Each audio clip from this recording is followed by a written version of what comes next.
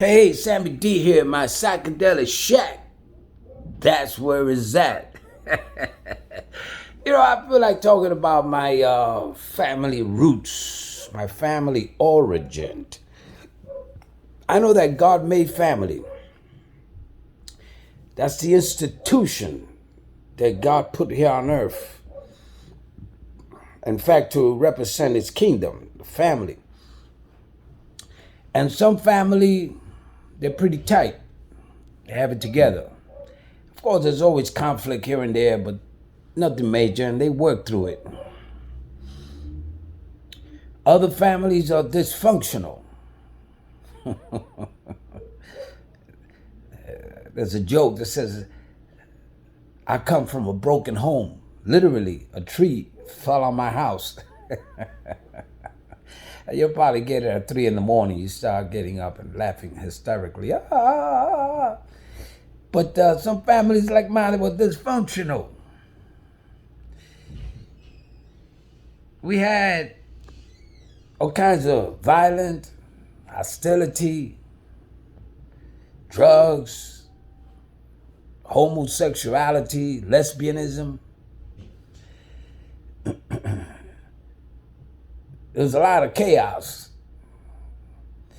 Let's start with my mother, man. My mother, in the late 50s, early 60s, she ran from my father. He used to beat the blank out of her. He used to do a lot of wrestling. He was amateur, but he'd do some wrestling. And I think he used to come home and practice his wrestling grips and holds on her. She said the last thing he did was buy some boxing gloves, and he used to beat her up, pow, pow, pow, so you don't leave a mark. So she tells me the story that she was sharpening up a big machete, big knife.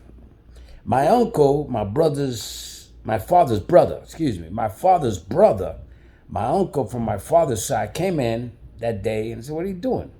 Sharpening a knife.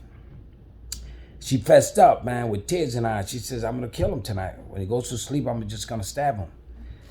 And he says, don't do that. You'll go to jail, you'll lose your kids. I'm glad she didn't. He took her. He had money. He ran a supermarket. So he took her in the van. He said, pack your stuff, get your kids. He had 3 kids, 3 boys. My little baby brother he carried him. We were ready to walk. So we walked out. We didn't know what was happening. We went in the van, and he took us to the other side. I was raised in the south side of Brooklyn, Los Zules. And he took us to the other side of the south side. He found a furnace room there. And he put her up there with us. So she stayed there for a few years. So my father, I guess he was looking for her. He was angry. He would have died that night. So it's a good thing that my uncle stepped in. One day, he found out where she lived. Action around. So I hear a knock on the door. She opens the door. This guy punches her in the face. Pow! Knocked her down on the floor. And I'm seeing this. I'm a little kid, like 5, 6 years old. And I'm crying. I don't know what's going on. So he smacked me across the head. Bang! Go to the room. So I went to the room, but I was peeking, looking out. And he raped her. You raped my mother. I didn't know who this guy was. So as I got older, I recognized him. I said, Mom, isn't that the guy that raped you? She said, yeah, that's your father. I knew it was my father. It was a brute. So maybe that turned my mother into that lesbian relationship. Maybe that motivated her. So she adopted a young lady in the early 20s. She was my uncle's daughter, my mother's brother daughter. She was my cousin. She was my mother's niece. And she took her out of the home and brought her into her home, and they started a lesbian relationship. That's when my mother started transforming, cross-dressing, dressing like a man. So I never understood that. I used to hate that. I used to see her dress up. And she would go to school, when mothers went to school, talk to the teachers about their kids, and kids would make fun of me, man. Your mother's dressing like a man. So I grew up with that anger, bitterness, confusion, frustration. So my mother ran a hooah house. she rented her place for sexual services. They would pay her at the door. And there would be men dressing like women, painting their face, and prostituting, and then women with women, men with women. And my older brother and I would hear all the noise. We would hide in the closet and we would peek, and we hear all the noise, sexual groaning and sexual sounds and all that. And we just got very angry, very confused. But we were kids, man. My mother should have never did that, and she should have never let us see that. So she sometimes would tell my brother to go hang out with his friends. He was into training dogs in martial arts. He studied martial arts at an early age. And he would go to his friends, and he would take my little brother, put him to sleep, and then she would send me across the hallway to a babysitter. Her name was Gladys, or Gladdy. And she was a chubby girl. And then she started messing with me, molesting me and touching me and messing around with me. So I'm like angry, I'm confused. She said, "You better not tell anybody." And she put fear in me, so I kept quiet. My uncle, he was a perverted knucklehead. I loved him, but he was a perverted dude, man. He would send for these young girls from Puerto Rico, 18, 19 years old, and he would put them up in furnished rooms, different furnished rooms around the South Side. And he would have men go there for prostitution, for the women to service them, and they would pay him, and he would help the girls out, give them money for food or for clothes. And they liked it. They didn't know English. They were here, different countries, so they went along with that. And when I was about 10, he took me to one of their house, the house. He said, "Hey, make a man out of my nephew." To him, that was a man. So they just had their way with me, started playing with me and all that. And so I grew up with the concept that women were just objects, never falling in love, just running from one woman to the other woman, never taking it serious. A lot of my young girlfriends, "I like you, can we go steady?" And I was like, "What? We just did our thing here, man. Nobody liking anybody." So that was my concept. So I had all kinds of violent cousins. I had like 10, 11 cousins. They were all violent. On any given day, if there was a party, somebody was going to get stabbed, somebody was going to have their jugular vein cut off. They all died violent death. The youngest one died found on a roof when there was a blizzard. He was drunk and he fell on the snow, and he had frostbite. When they found him, they had to peel him off the pavement in the snow because he was stuck to the snow, dead. The other one was straight up gay. So he caught AIDS. When AIDS started coming out, found out he had AIDS and didn't live long. The worst of them all was Papo. He was always in prison. He had tattoos on top of tattoos when tattoos were not popular. It wasn't the culture. Now it's the culture, but back then it was strange. This guy with tattoos. And he was always in prison, always locked up, man. Some hard times, 7 years, 15 years, 8 years. And so he was older, but he was always incarcerated. He died in prison, in fact. Died a horrible death in prison. I think he caught AIDS also. I had another cousin that started selling drugs, big time drugs in the neighborhood. And the Dominicans started coming in to the South Side, and they took a spot to sell drugs. That was my cousin's spot. They just moved in. My cousin wasn't going to have that, so he went on a drive-through in the 80s when they were having those drive-through, and he had an Uzi, a machine gun. He shot to hit the guys that were taking the spot over, but he missed them, and he hit a family of 4, husband, wife, and the 2 kids. So, that's bad news, man. So he ran, went to Puerto Rico. He was a violent guy, so after about 2 years, he got into a fight with somebody in a club. He shot him. So they arrested him, gave him a few years in prison, and then the warrant came out. So they bring him back to New York City, and they convicted him, gave him 75 years. He was in Green Haven prison. So he called me and he asked me for a Bible. I was serving the Lord then. He says, "Can I have a Bible?" I prayed for him, sent him a Bible. A few years, I think 14 years into his 75-year sentence, he died of AIDS in prison. My little brother never stopped drinking. He was a functioning alcoholic. He lived in Pennsylvania. He died of cirrhosis of the liver. Doctors told him, listen, liver's about to blow up, man. You got to stop drinking. He didn't listen. So one day, poof, the liver just blows up. He falls back. I think he was in the bathroom in the sink. Blood all over the place. He died. They found him dead like 4 or 5 days later because of the smell coming out of the room. They knocked the door down and they went in there, and the rodents and other animals, they started eating his face and all that. Horrible sight.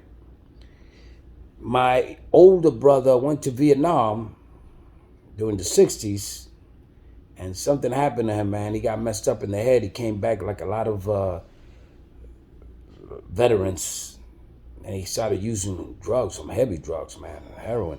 And those days they had what they call deuces and trays. Some of the old timers may know what that is.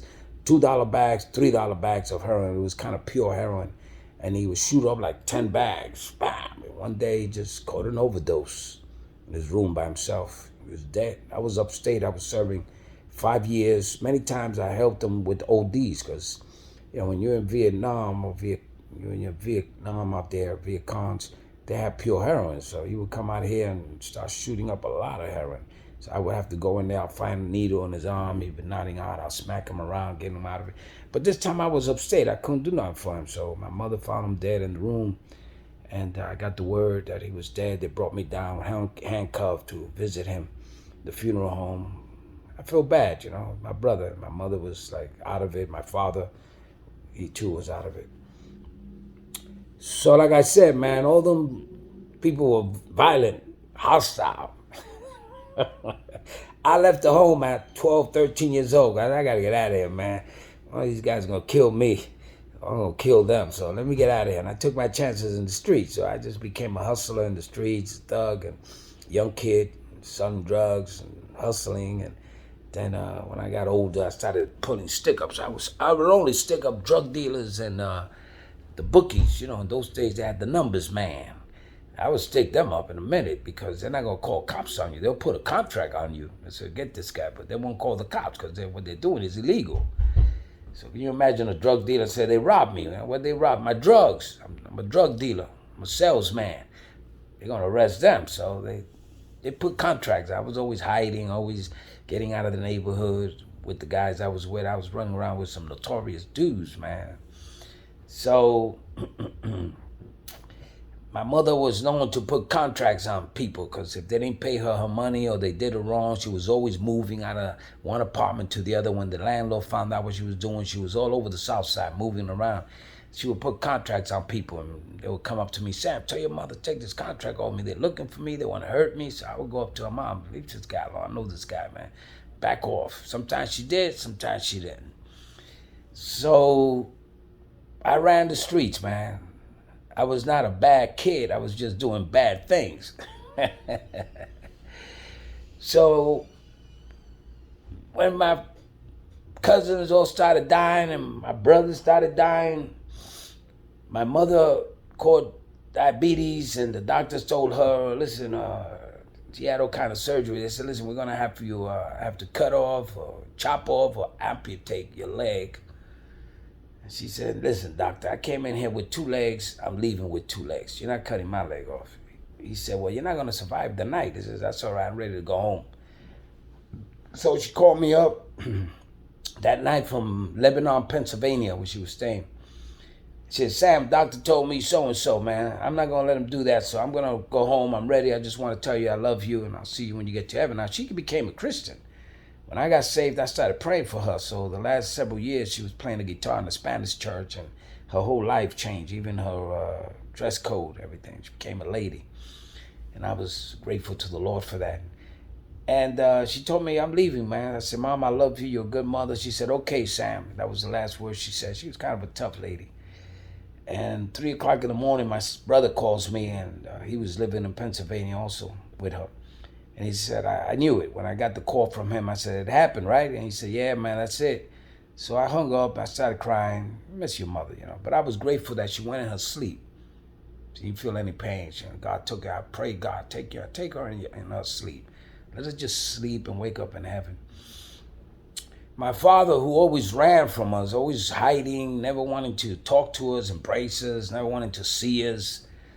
I don't know what happened between him and my mom, but he took it out on us. I remember the story my brother told me. He said he was standing in the corner of Marcy Avenue and Broadway. And if you know anything about Williamsburg, the south side, Marcy Avenue and Broadway, that's like a busy avenue, man.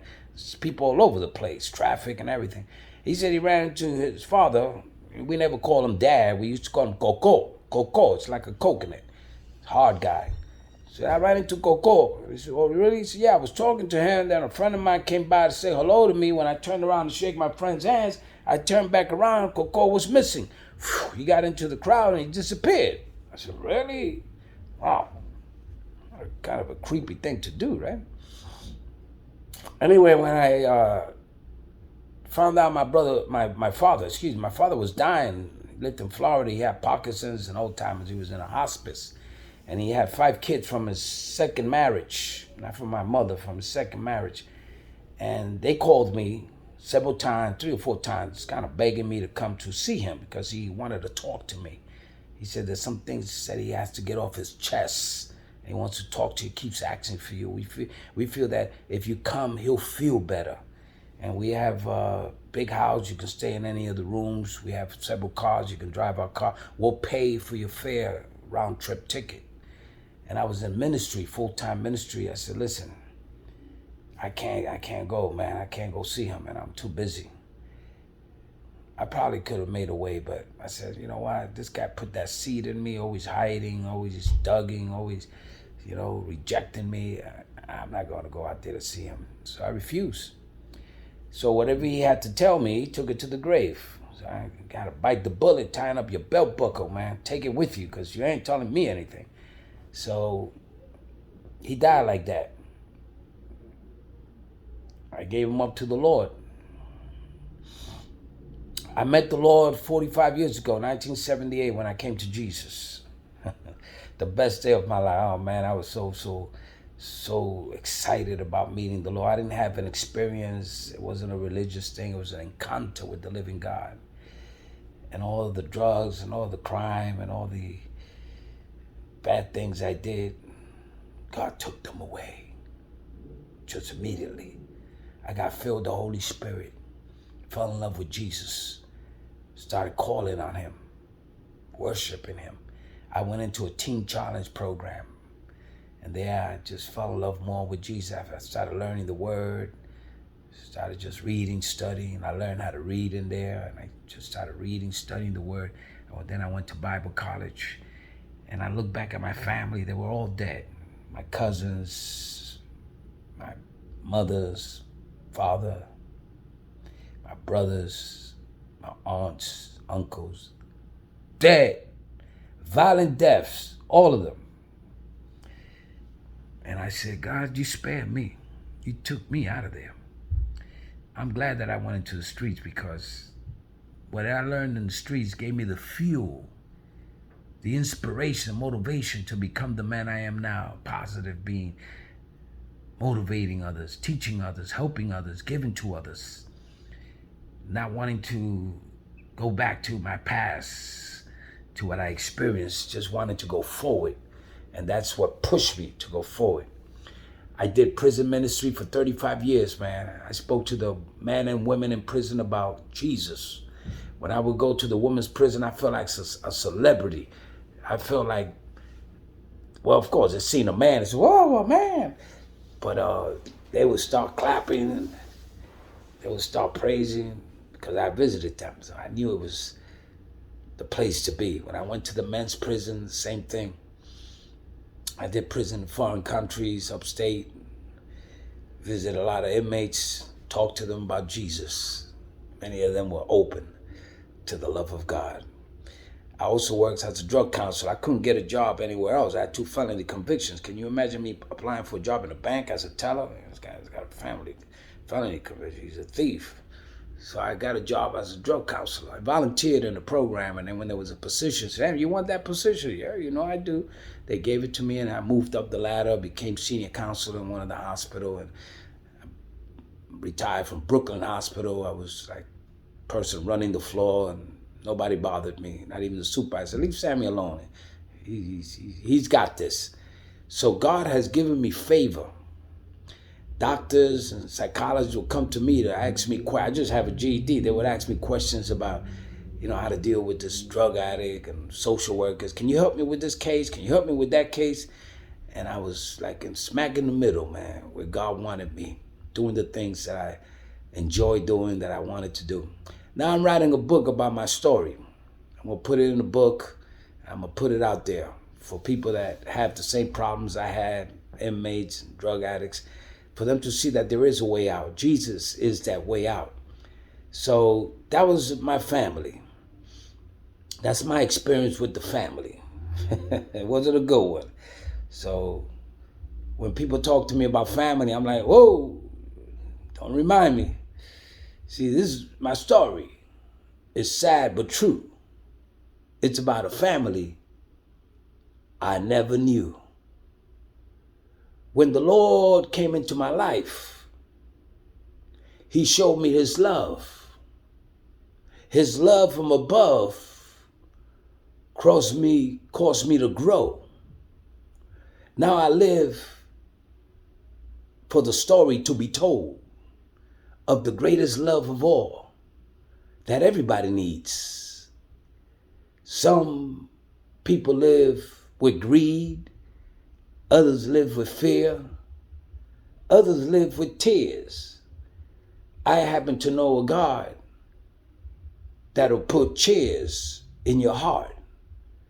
And that's why it's important for me to declare, to proclaim the story of the greatest man that ever lived.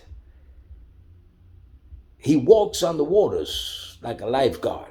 He puts out fires like a fireman. He can calm the storms like the weatherman. He can tame the lions like a lion tamer. He can change your heart like a heart plantain. Give you a heart of flesh for the heart of stone. See, I can't do that for you, but I know a man that could. Some call him the Redeemer. Others call him the Savior. Others call him the door, the way, and the life. And yes, He is. I call Him Jesus, the Son of the living God. My Christ. He put my past on ice. And He gave me a new start, a new lease. That's why I want to release the story of the greatest love of all times. God bless you, okay? I hope you enjoy this, because I'm telling it, man. Take care of yourself. God bless you, man. I love you, man.